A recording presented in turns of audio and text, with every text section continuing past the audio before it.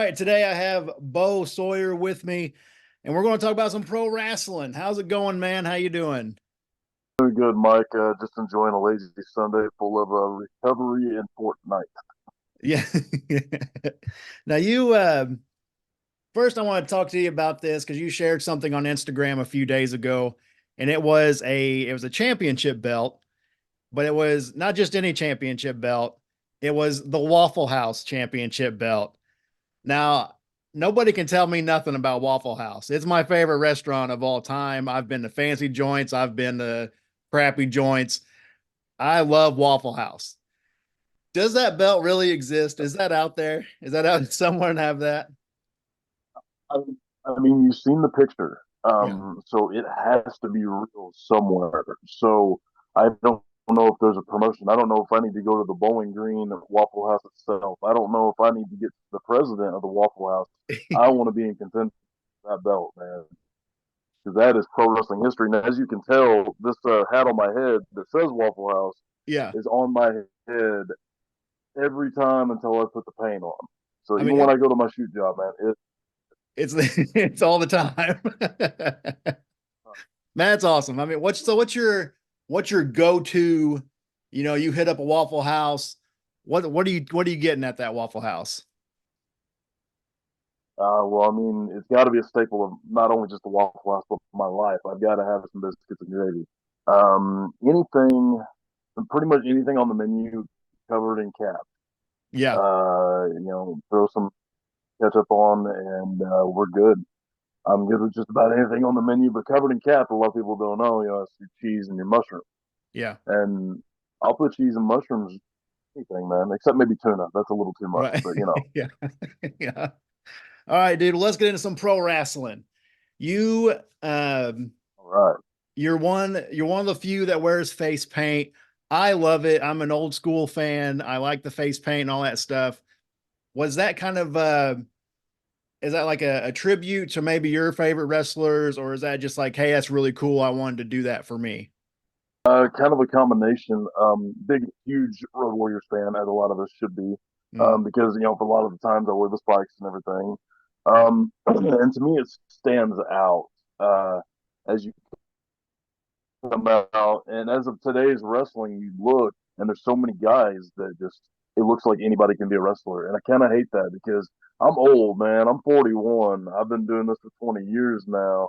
I'm an old school guy where you got like Sting, the Road Warriors, Demolition, the Ultimate Warrior. I mean, you had all these larger than life guys that were, mm, 6'1", 6'2", and up, and 280 pounds, could bench press, could squat the world, and they come out in the face paint and everything. It gives that much more of a dynamic. And to me, actually, I did a little bit like I had like the three claws at first, and then I kind of played around with a couple other designs. And it wasn't until Draws had passed mm. and that little stint in WWF where he ran with LOD as kind of that alternate, he did his version of the face paint where it was kind of like the combination of Hawk and Animal. So Yeah. I did that as a tribute when he played, but the bad thing is nobody realized it except Chris Waddell. And he was like, hey, man, I really appreciate what you're doing, but I don't think anybody knows what the hell you're doing, Yeah. which it popped me a little bit, but I was looking for something a little extra, and I'm like, you know what? Let's keep with that kind of look, that kind of design that he was going with, and I kind of modified it a little bit to the different colors in the middle, and Mm, sometimes I have the X. Um, so it was a little bit different, and I mean, it stands out. You go to a show anymore, and it seems like maybe guys are trying to, but they're not really fully invested. And when it comes to the WWA, there used to be a guy still worked for us, the Marauder. He would do the face paint, and he's since kind of moved off of that.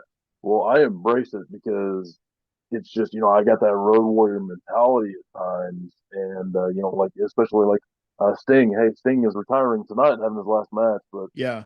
I was a big fan of Surfer Sting Oh yeah. and that energy that he brought, and I try to incorporate it a little bit. So it's something, especially for kids, to see that, and they might be like, oh, they might not remember a whole lot of things on the show. Be like, yeah, no, I remember the guy who was in the face paint and he barked at everybody.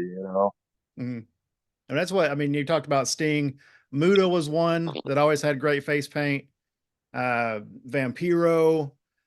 Finn Balor from Modern Wrestling, his stuff's always been really great. It's just kind of, Yeah, we don't see it. We definitely don't see it as much over here in the States as we used to. But I mean, if you go watch like Japan, Japan right. has some pretty good ones. Tonga, who's not with New Japan anymore, but he was one that had some really good stuff too. I definitely want to talk to you about face paint because there's a lot of iconic wrestlers who have face paint, and I mean, you brought up great ones. You got LOD, the Road Warriors, Warrior, and the list goes on and on. So I mean, I think it's really cool. I do like that aspect of pro wrestling. It's almost, I don't want to compare it to a lucha mask because I mean that's a very traditional thing, but the face paint's almost there to me. Like it's the same kind of, it really means something to the wrestler and the fans itself. Right, exactly. You, I want to say, I know you use the lariat. That's the one of your big moves, right? And then I've seen you do a choke slam Right, a handful of times. What is your, right. are those your top favorite wrestling moves and those are the ones you do? Or do you have one that is just an awesome move, but maybe like I was talking to Tyler Hawkins, just some guys aren't built to do like a shooting star press. That was his, favorite move. But I mean, is it the choke slam and the rolling lariat? Or are you like, man, I really wish I could do a 450 splash, but I'm just not built for that kind of thing? Well, when we go to the choke slam, one of my original trainers was the Intimidator Josh Taunton, based out of more of Southern Illinois. Josh, who is a Marine and 6'5", 280, one of the smoothest guys ever, he would use a choke slam, and to Mhm. me, that's kind of like my tribute, my kind of way of saying thank you to him and keeping it in the moveset. Man, a shooting star would be too freaky. I ain't gonna lie. But like we reverse it, we go to a 450. I think it would be terrifying seeing a guy that's 275 pounds do a shooting or not a shooting star, yeah, 450 and come down. And like I give credit to guys like Stonewall. Stonewall does a moonsault. Yeah. I am not gonna do a moonsault. Yeah. I'm a big fan of Lance Archer, and the match that he had with Eddie Kingston was last year, 2 years ago, whatever it was. Did the moonsault and came down on his head. Hmm. I mean, that was terrifying. Right. And and but yeah, but like for me, like my big move I love to do, I actually can thank Lance a little bit. He does the blackout, and I wanted to use a move kind of similar, like same setup, and it's all about the presentation and like showing the person up. But mine's called the World Breaker, to where I just drop it down to a big power slam, Hmm. and to this day, nobody has kicked out of it. So incredibly effective. And that's what, not, I'm glad you brought that up that no one's kicked out of it because I've also talked to Jones and we talked a little bit about finishers being protected now. That's kind of lost uh, all the way up and down from indie wrestling all the way to the top. Nothing's really protected anymore. Do you think that that wrestling Right. itself should lean back into protecting a finisher to make the story a little better? Oh, absolutely. Because if you're just in a one-off match with somebody, you can't have them like kick out of your best move. Hmm. And especially as far as looking for for years and years, nobody kicked out of Tombstone. That was Right. unheard of. Right. And then you had guys start kicking out of it, and it's like you just have to drop straight on your head. Why are you kicking out of a tombstone? And, like different variations of a pile driver. And, we've seen with Rock and Austin, like how many stunners and rock bottoms back and forth and everything. And they were Yeah. kicking out of both of theirs. But when a rivalry is built up to a point, yes. I mean, I would think it could be accepted in a way. And if both people are on the same page with it, but if it's just like, having a couple matches and you take out one big move and you're in a one off with somebody, it's like it just absolutely kills that move. Hmm. Yeah, I agree with that too. Cause I mean, it's one of those things of, I mean, like you just said, Rock and Austin, I just watched their trilogy from the WrestleManias they did. And you're right. There's like a handful of stunners, a handful of rock bottoms, and you're just kind of okay. So it's how long, how long we're going to do this? So, but when you see like, I want to say I another one. love it. I was just gonna see with those two, especially like when they would go and they would counter each other or use each other's Yeah. move. Yeah. That was magic. That was especially if they built up to the point where you think you're going home, and then they hit it. Okay, 1, 2, big kick, and it's like they just kicked out of the rock bottom. I mean that's Right. that's the big moment, and it's all Right. about one thing. It's in wrestling. I've learned my time like going to OVW and everything too. Al Snow very much preached this. It's sometimes it's not about the moves, but it's about the moment. Hmm. So the moment those finishers are hit and the story is built up so high and they kick out, then it has meaning behind it. Right. And that's what I kind of, I'm such an old school fan. I mean, I'm 39, so I'm about the same age as you are. So to me, the sign era, it just seemed like the fans were different then than what they are now. So like me growing up, if I saw Right. Yeah, if with I the saw internet. Sting drop somebody with the Scorpion Death Drop, I'm like, oh, that's it, man. It's over. I'm as a kid, I'm just losing my mind in my living room. But now you're like, you see, I don't know, let's say Randy Orton. I don't know if that's a good one to use, but if you see him use an RKO, you're not as invested into it. I don't think it's not like, oh man, this is it. It could be okay. Maybe we got another few RKOs left in this match. You know what I mean? Yeah. Well, that's like kind of going back with the inner story, like when you had Brock and Roman, Hmm. like how many F5s, how many spears, Yeah. but like that was at least something that was built up. But it's like those two going at it so many times, and then I think the last match they had, it took like maybe 1 or 2 spears, and I was just like, oh, okay, so Yeah. Yeah. And that's so you are right now currently with the WWA, which I've seen a lot of shows from them. My son and I have went many times.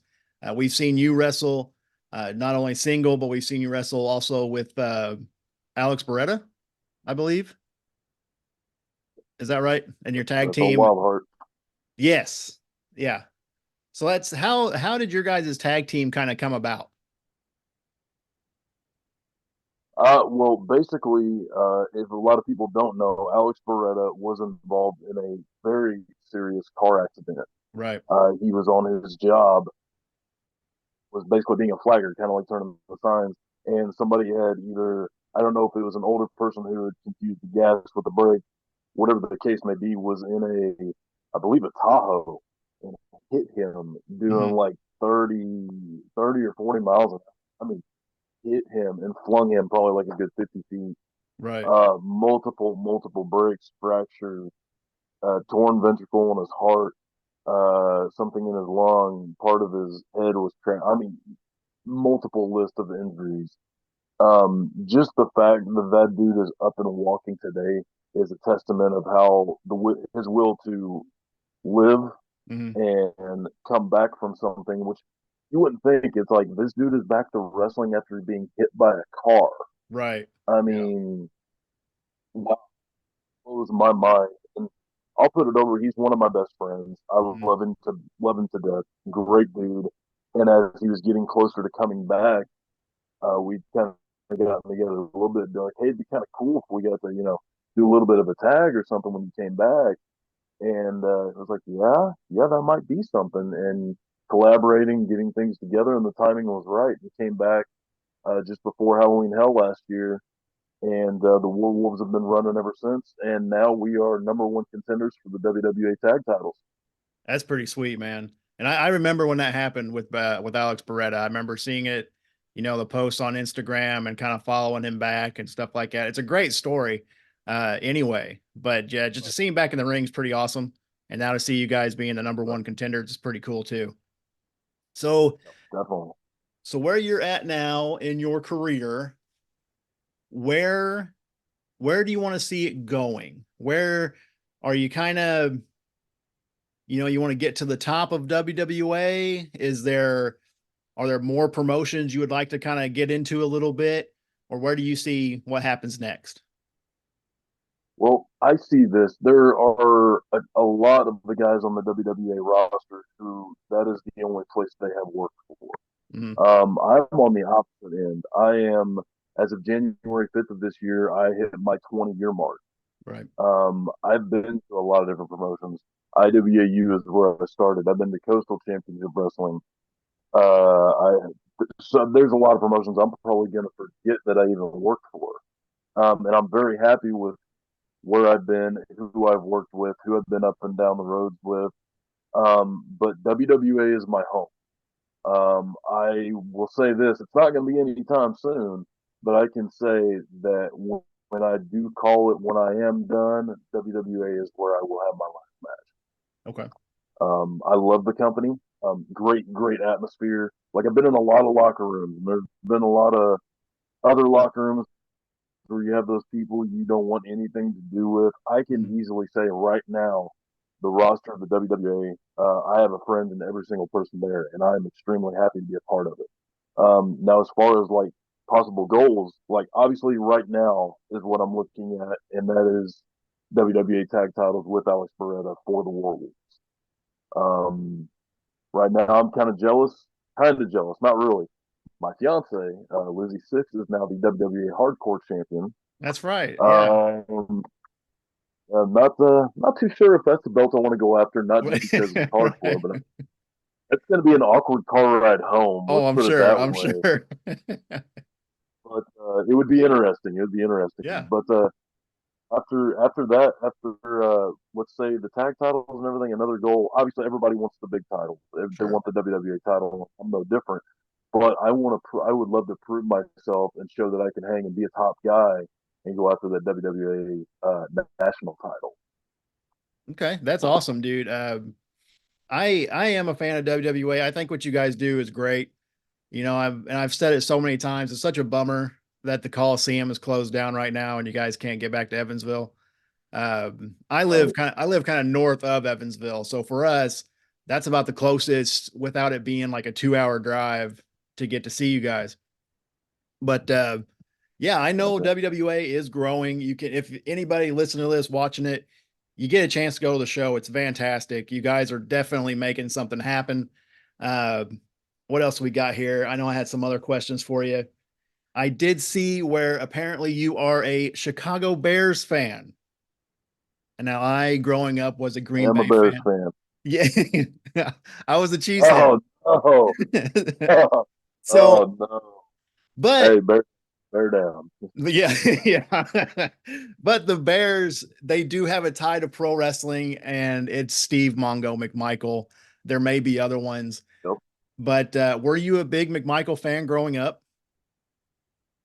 I mean a little bit. Like I always remembered Mongo playing for the Bears, but maybe not like the biggest. And it wasn't until he made the transition to wrestling, and I remember he came out in the Bears, the bomber jackets and all, and I'm just like, Mm, yeah, man, Mongo did play for the Bears, hell yeah. And one of the coolest things from the Bears moments that I'll say is in wrestling would be when Brian Urlacher, who was my favorite Bear, came to TNA and yeah. did that little thing, and he like chucked Johnny Fairplay over the top rope, which is great because my fiance and I we were binge watching Survivor like crazy, and we seen him, and I'm like, oh, you're gonna hate this guy, he's a douche. Oh man. All right, we're it, gonna it wrap killed it me. up Like every time real. he seems, Right. Yeah, yeah, that's right. Yeah. I wasn't a big fan of that dude either. It's not. We're gonna wrap it up real quick. ah, Where can people find you on social media? you can find me at on Instagram at WorldBreaker82. Uh, Facebook, you can find me as the Monster Hunter Bo Sawyer on the fan page. Also, you can follow the War Wolves fan page. Anything WWE related, hopefully I'm around there somewhere.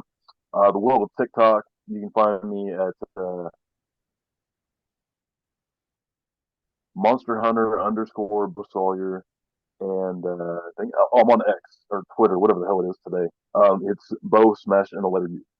Sweet, man. Everybody knows you can find my stuff at Wrestleverse on Instagram and at Wrestleverse on YouTube. The podcast is on Spotify if you want to listen to it there. Thank you so much for taking the time to join me today. I had a great time talking to you. I hope to talk to you again some other time. Oh yeah, man, definitely looking forward to it. Anytime.